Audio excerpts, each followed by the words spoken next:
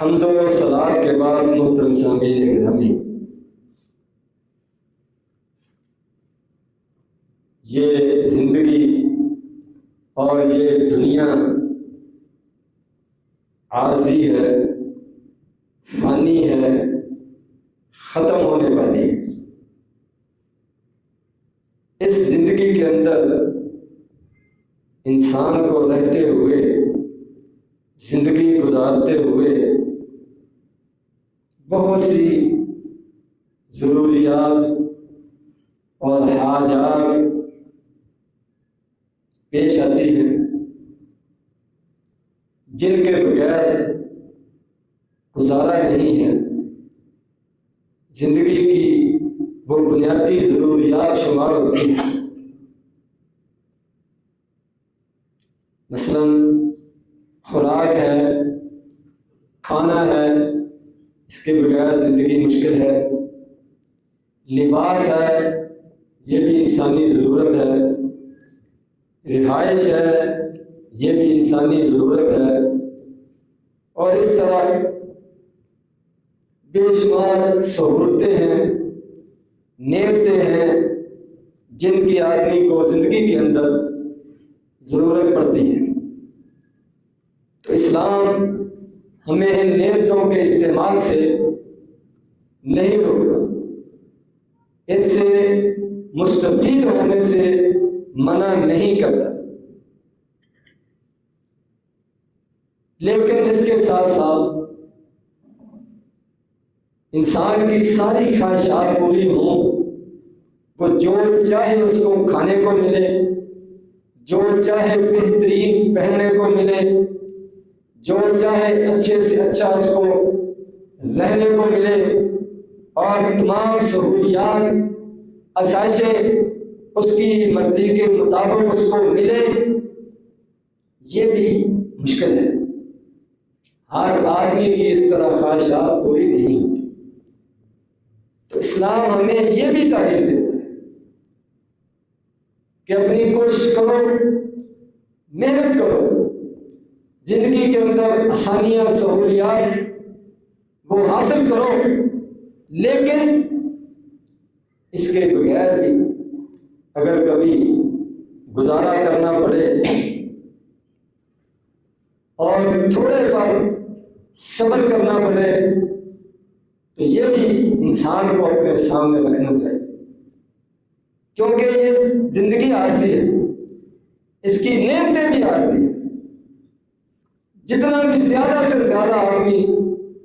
دنیا کا سب کچھ اکٹھا کر لے، اس نے اس کو چھوڑ جانا ہے، اور سب کچھ ملنے کے باوجود پھر بھی کوئی نہ کوئی کمی اس کو محسوس ہوتی ہے۔ اس لیے اچھا انسان وہ ہے، خوش قسمت انسان وہ ہے جو تھوڑے پر گزارا کرنا سیکھے، سادہ زندگی اس کی عادت بنائے، تو اس کے لیے زندگی آسان ہو جاتی ہے، پریشانیاں کم ہو جاتی ہیں۔ بہت سی پریشانیاں انسان کی اپنی پیدا کرتا ہے، اپنی بنائی ہوئی، نہ یہ اپنی سوچ کو اتنا بلندی پر لے کر جائے اور نہ اس کو اتنی پریشانیاں ہوں۔ تو یہ چیز بھی ایک مسلمان اس کو اپنے سامنے رکھنی چاہیے، یعنی بالکل آدمی کنجوس بن جائے اور کسی قسم کی کوئی سہولت اس کو فائدہ نہ اٹھائے، اس سے استعمال نہ کرے، یہ بھی حکم نہیں ہے۔ اور فضول خرچی پر اتر آئے، ہر وقت اعلیٰ سے اعلیٰ، بہتر سے بہتر اس کے پیچھے بھاگے، یہ بھی کوئی اچھی عادت نہیں۔ درمیانہ راستہ یہ اختیار کرنا چاہیے، میانہ روی اس کو اختیار کرنا چاہیے۔ لباس میں، غذا میں، رہن سہن میں، سواری میں، دوسری استعمال کی چیزوں میں جتنا آدمی سادگی کو اپنائے گا اتنی اس کی زندگی آسان رہے گی۔ ابو داؤد شریف کی روایت ہے، نبی کریم صلی اللہ علیہ وسلم نے فرمایا ان البزازۃ من الایمان، کہ سادگی، سادہ رہنا، سادہ زندگی گزارنا، سادہ لباس پہننا، سادہ خوراک کھانا، فرمایا کہ یہ ایمان میں سے وہ ہے کہ اس کو آپ نے پسند کیا ہے، اس کی آپ نے ترغیب دی اور اس میں انسان کا اپنا فائدہ ہے، وہ بہت سی پریشانیوں سے بچ جاتا ہے اگر وہ سادگی کو اپنا لے۔ تو اس کو ایمان میں سے قرار دیا گیا، یعنی مسلمان کو اگر سادہ رہنا پڑے تو وہ پریشان نہیں ہوتا، اس کو بڑی خوشی سے قبول کرتا ہے۔ بخاری شریف کا روایت ہے، نبی کریم صلی اللہ علیہ وسلم نے اپنے ایک صحابی عبداللہ بن عمر رضی اللہ تعالی عنہ کو نصیحت فرمائی، ان کی تربیت فرمائی، میں کن فی الدنیا کأنک غریب او عابر سبیل، کہ دنیا میں ایسے رہو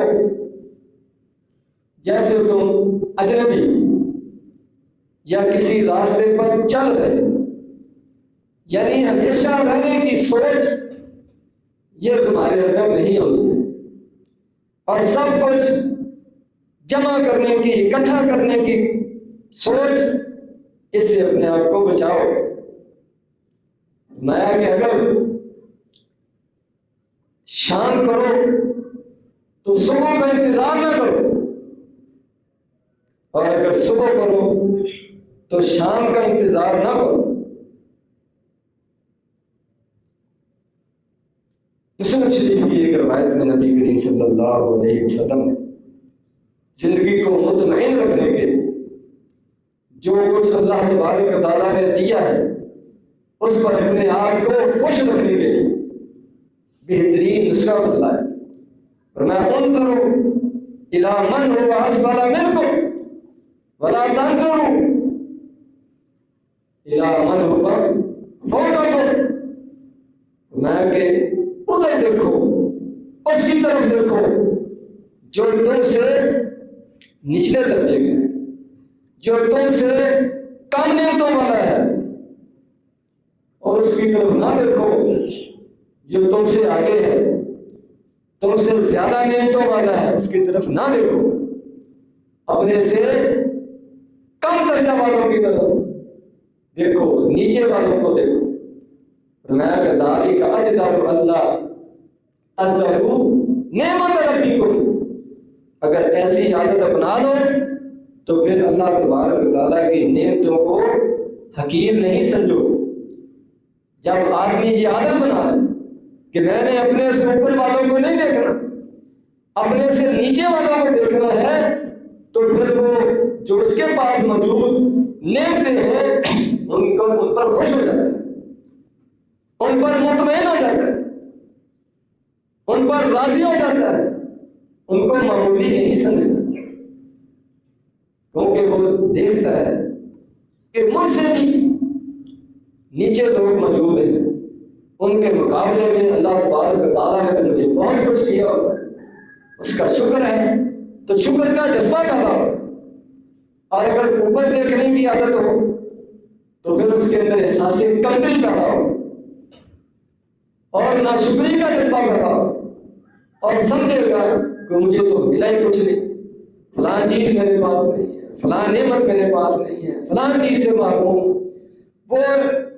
انہی چکروں میں، انہی سوچوں میں گھومتا رہے، انہی چیزوں کو گنتا رہے، اور ایسا کرنے سے، ایسا سوچنے سے سوائے ناشکری کے اور کچھ حاصل نہیں۔ اگر اپنے سے اوپر دیکھے گا اور اوپر دیکھنے کی عادت بنائے گا تو پھر اس کے حالات نہیں بدلنے والے، وہ ویسے رہتے، صرف پریشانی یہ بڑھے گی، پریشانی کا اندر اضافہ ہوگا۔ اگر نیچے دیکھے گا تو پھر بھی حالات وہی رہیں گے،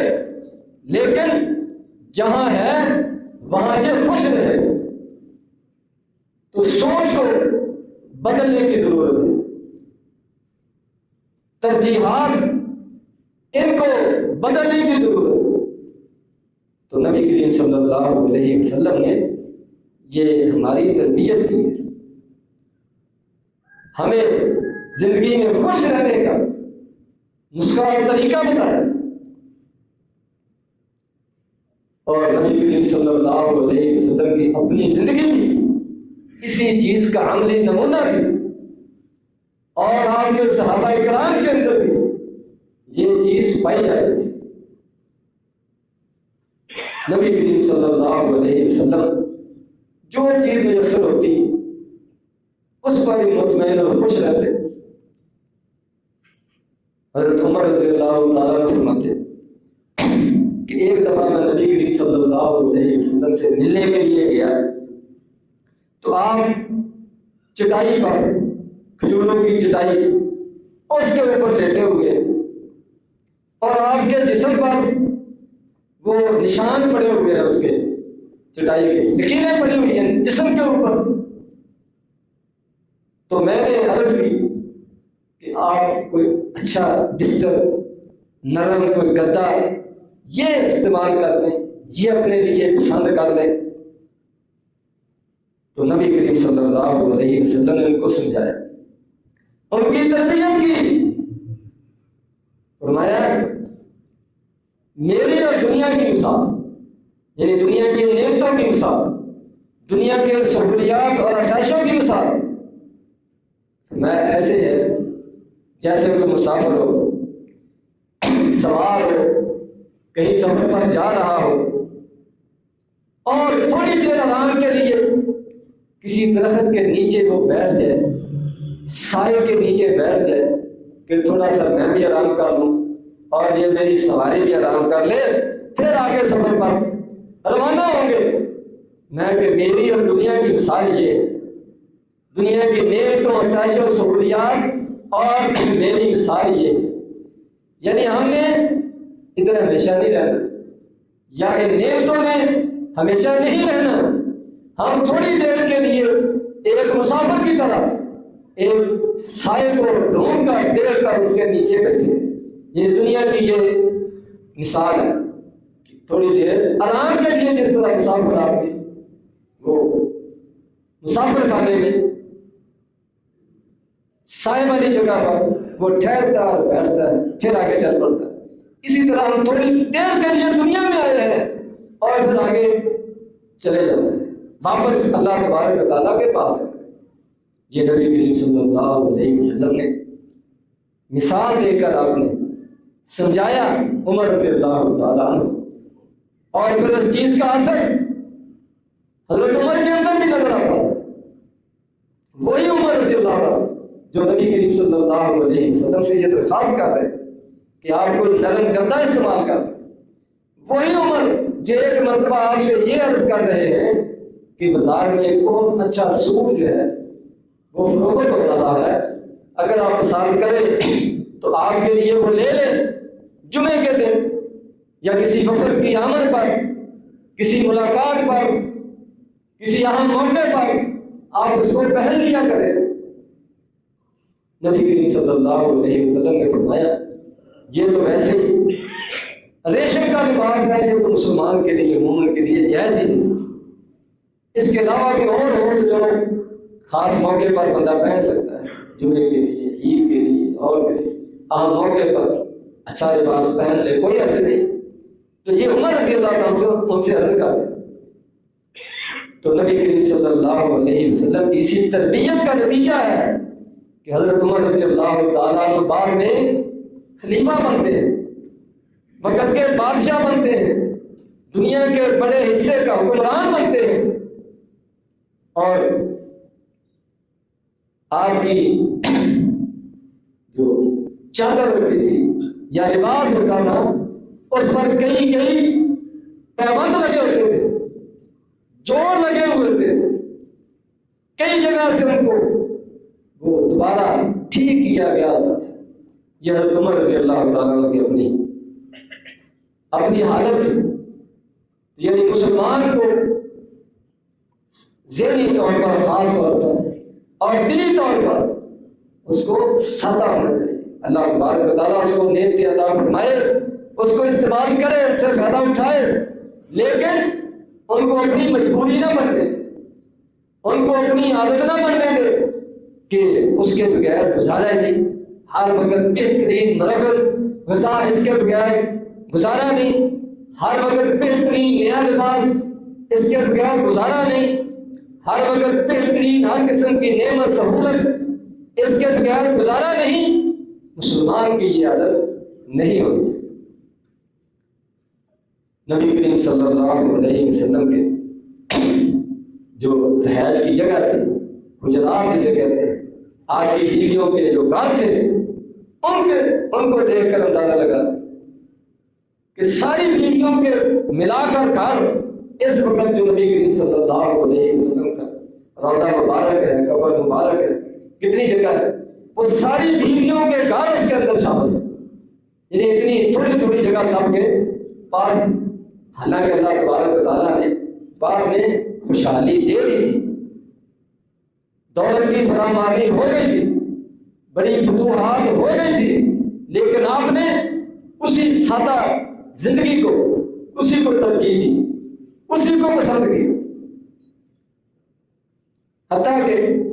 آپ نے دنیا سے جاتے وقت اپنی کوئی جائیداد نہیں چھوڑی، کوئی پیسہ، کوئی درہم، کوئی دینار، کوئی اور چیز، کچھ نہیں چھوڑا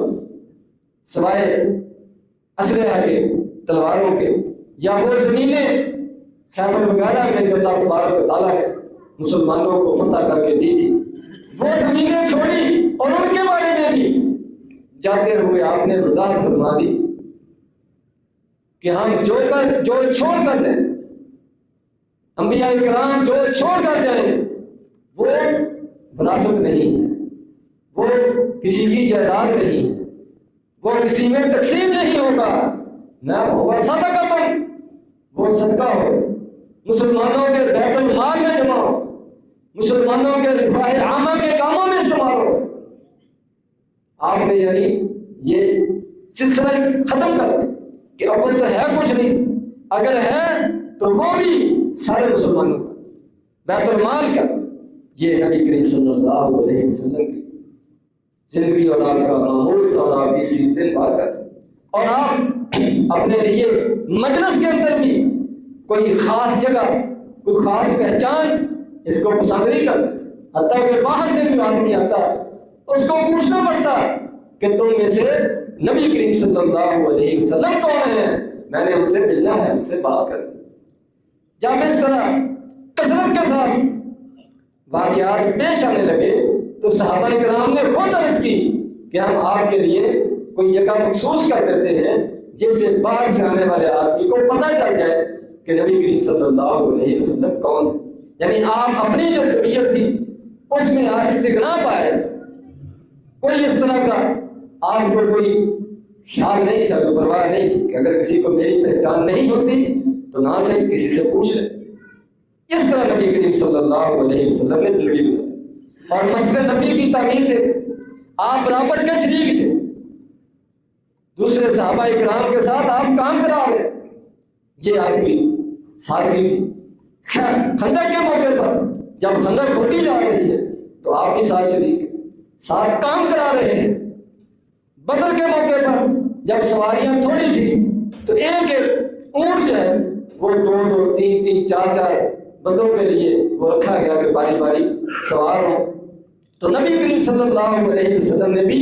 اپنے لیے علیحدہ سواری نہیں لی، بلکہ اپنے ساتھ بھی شریک کیا کہ میرے ساتھ بھی 2 یا 3 بندے شریک ہوں گے، ہم بھی باری باری